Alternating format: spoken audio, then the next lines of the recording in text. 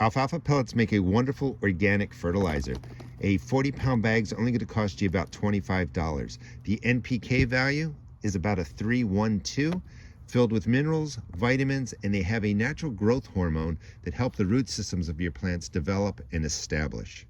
Just heavily cover your raised bed or your containers with the pellets, water it in, let rain fall on it, and these will expand. Just real quick, on behalf of Jessica, I want to wish Chris Jones a happy 31st birthday. Thanks for being part of the Rusted Garden, and I hope you have a wonderful 2023. They're going to expand and crumble into these nice flakes.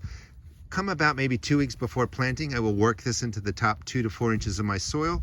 You don't even need to weed out your beds. The beds right now are still frozen, just scattered around heavily across the entire bed. One 40-pound bag is enough to take care of my entire garden. Alfalfa is an excellent organic fertilizer that's inexpensive, and it really goes a long way.